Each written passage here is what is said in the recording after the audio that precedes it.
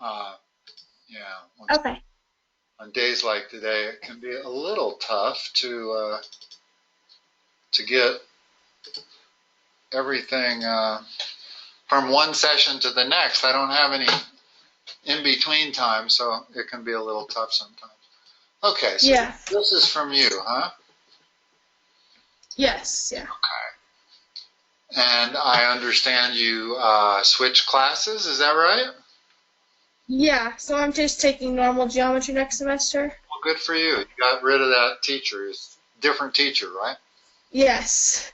That's the main thing. All right, where do you want to start here? Yes. Yeah. Which Can one? we start at the proof? Sure. It's a little tough for me to read. Let me see if I can blow it up just a little bit here. Yeah, now I can read it. Okay. I think I can. Let's see. E bisects BD. E bisects BD. And angle B is equal to angle D. Prove that AB is congruent to CD.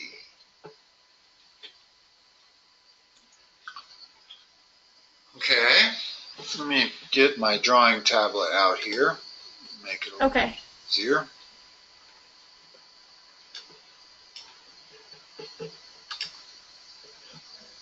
And put it up here.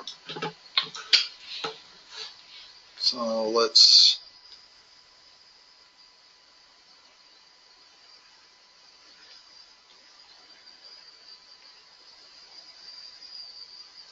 now the fact that E bisects BD means that's equal to that. And angle B is equal to angle D.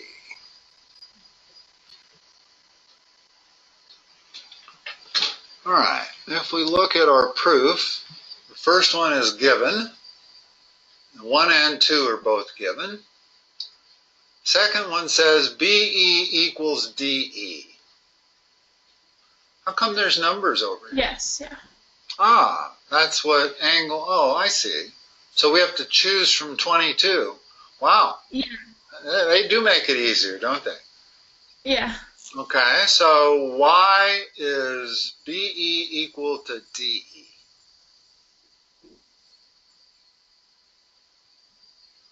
You circled it correctly. Yeah. That's what it means to bisect a segment. So that was in the given, so we can say that BE is equal to ED. Yeah. Okay, number 4 is, oh, they give both of them. Yeah, I was confused on this one. I kind of guessed on this one. So. Well, let's look at number 5. Number 5 is saying that triangle is congruent to that triangle. And it's based on some reason. So, in other words, we have to make a statement in number 4 that's going to allow us to make the statement in number 5. Well, so far, we have only this side equal to this side and this angle equal to that angle. Well, that's not enough to prove congruency. What else do we know about this figure? We know that the other two angles are equal, or like the vertical angles are equal, yeah. Let's use the vertical angles. And there's a good reason, because now what do we have? 2 angles and a side. Right, we have angle, side, angle. Okay. I guess we could have also proven that that is equal to that, and we would have angle, angle, side. But the easiest thing to do is to prove that that's equal to that because they're vertical. Mm-hmm. That's what should be in 4. Let's make sure that that's what they did. In other words, 23 should have angle BEA is congruent to angle DEC. which is basically that angle equals that Oh, okay. angle. Okay? So 23 should be D. While it's true that angle A is equal to C, I haven't really proved it yet. We would have to go back and say, well, because B is equal to D, that means CD is parallel to AB, based on the parallel line theorem. Yeah. And then because they're parallel, A is equal to C. So we would need two lines. Whereas if we just want to show that angle is equal to that angle, we only need one row in our proof. Mm-hmm. So 23, the easiest thing to do is to say that angle is equal to that angle. 24, definition of vertical angle theorem, or B, vertical angle theorem. Okay, so I should always just start on marking the vertical angles first? Only in this problem because it's quicker. It's one step instead of two. Notice we really don't know that A is equal to C until we prove that's parallel to that. Mm-hmm. In other words, they told us B was equal to D, and that, in fact, does prove that's parallel to that, but you would have to make that another row. In other words, you would have to say that because B is equal to D, AB is parallel to CD. That would be one row. And then I would need another row saying A is equal to C because they're parallel. Then I could say these two triangles are congruent based on AAS. It's easier to just say that's equal to that because they're vertical angles. And now I can say this triangle is congruent to this triangle. In other words, I can make statement 5. I don't need a row 4 and a row 4A. Okay? So we've got row 4 figured out. Row 5 is they're congruent because why? Because of angle, side, angle. In other words, angle, side, angle. Okay. Now, you don't ever have any question here as to which way to go, right? Yeah, no, I'm good on that. Okay, because I might have confused you at one time talking about going clockwise and counterclockwise. Yeah, no, it's fine. You clarified it for me. Okay, good. You go in whatever way makes it shortest to connect these three things. Yes. And that's going that way to that way, or that way to that way. Either one of them gives you the same answer. But you don't go there and then go around. In other words, it's not angle, side. That would be going the long way. Yeah. All right.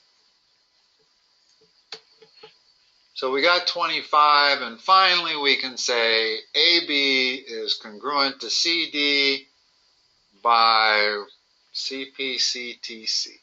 You got that. Okay. What next? You want to do 27? Yes, yeah. Okay. If MB is congruent to MA, which is what the figure shows, and this is an isosceles triangle because that side's equal to that, so that line LM is what? Is it an angle bisector, first of all? No, because it doesn't show that it's bisecting two angles. It doesn't, but it is. Oh. In other words, anytime you have an isosceles triangle and you drop a vertical from the vertex and it's perpendicular, in other words, you've dropped an altitude, that angle is equal to that angle. It is an angle bisector. Okay. Is it a median? The definition of median is you go from a vertex to the middle of the opposite side. Am I going to the middle of the opposite side? Yes. Then it's also a median. Is it an altitude? Yes, because it makes the right angle in a triangle. Exactly. Altitude is going from one vertex to the other side with a right angle. Well, when you have an isosceles triangle, it's all three things. It's an angle bisector, it's a median, and it's also an altitude. D. Okay. In other words, this is a little tricky because you got to be careful here not to immediately pick an answer you know to be right. In other words, you were correct. It's definitely a median.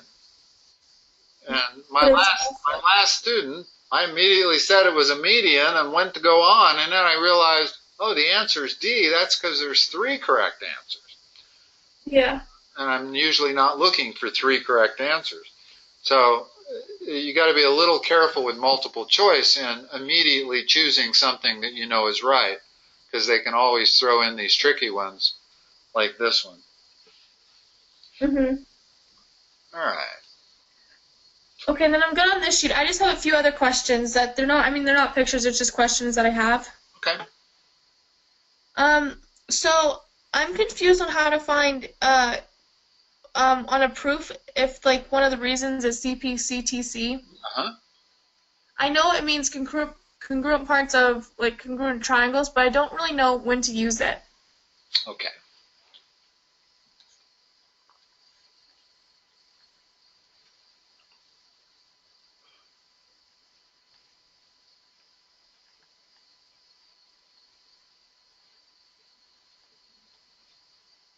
These two triangles are congruent. Okay? Okay.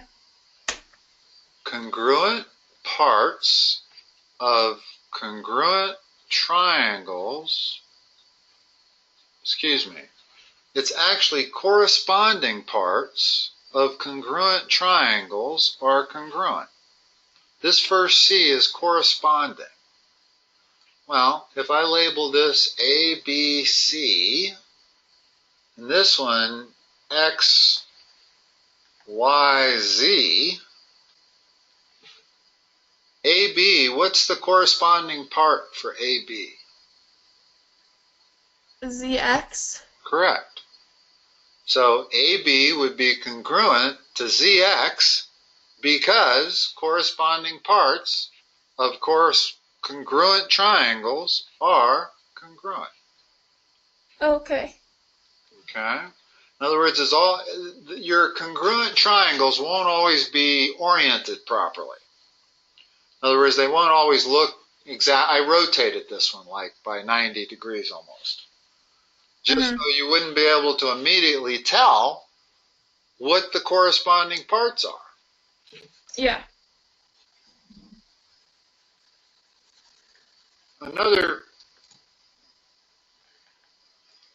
You're still dealing with similar triangles, right?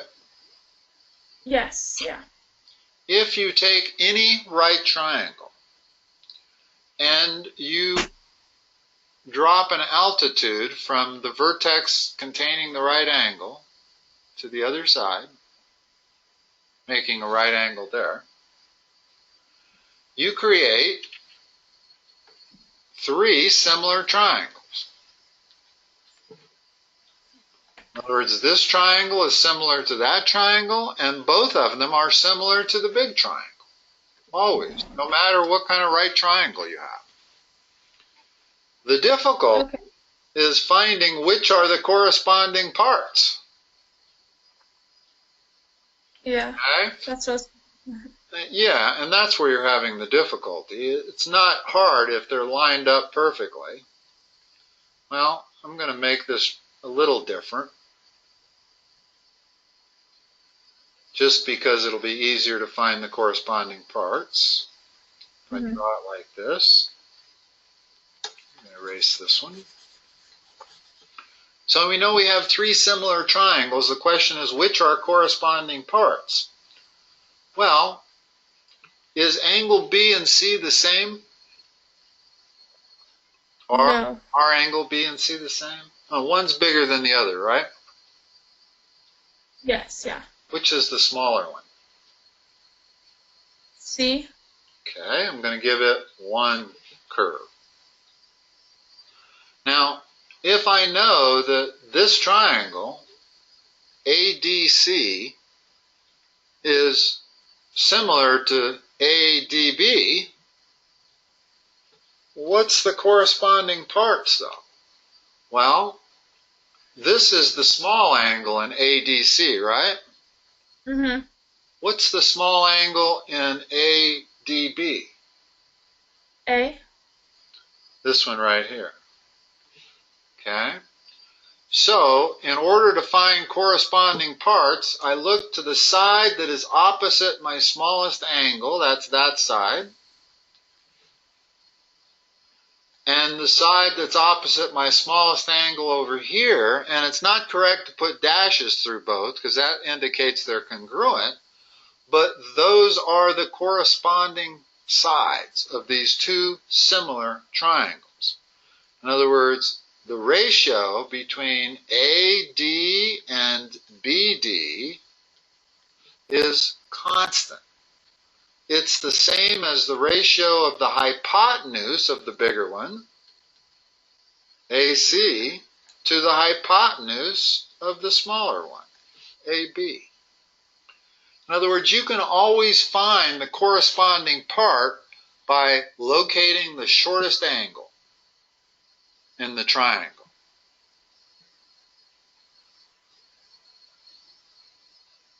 Okay. Okay? And you know that the hypotenuses are the corresponding parts. So I know that AC to AB, those are corresponding parts. And I'm probably using the wrong term. For similar triangles, they don't call them corresponding parts. Maybe they do. Yeah, I think they do. In other words, if I have two similar triangles, one like that and the other like this, and I know they're similar, well then this is the corresponding part to that, right? Mm-hmm. I know you don't use hash marks because that indicates congruency, but if they're oriented the exact same, it's easy to determine what the corresponding parts are, right? Mm-hmm. It's only when they're oriented screwy like that to try to find the corresponding parts. And Yeah. I want to compare this triangle with the big triangle. Well, I know the corresponding parts are both hypotenuses.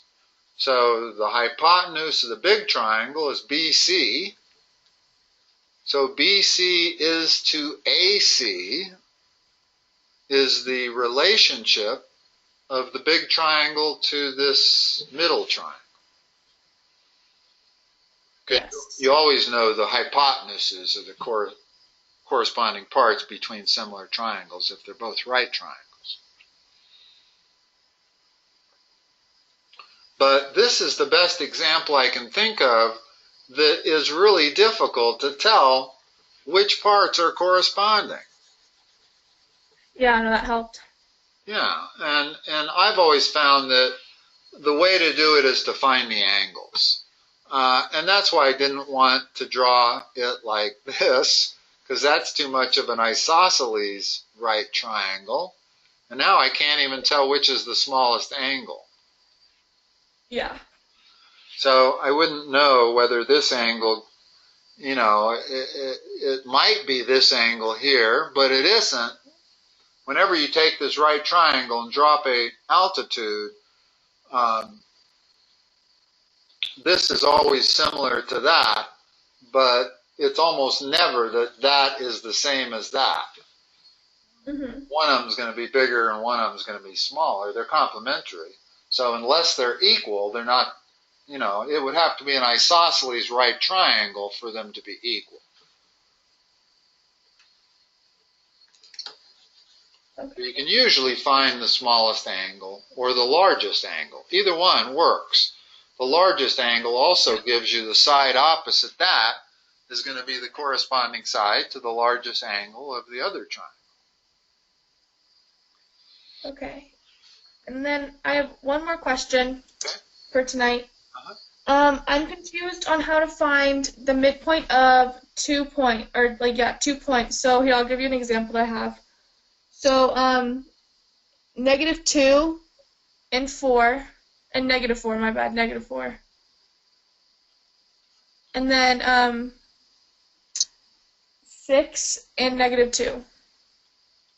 Okay. There's one real easy formula, but if you forget it, there's an easy way to remember it. First of all, let's look at the x-coordinates only.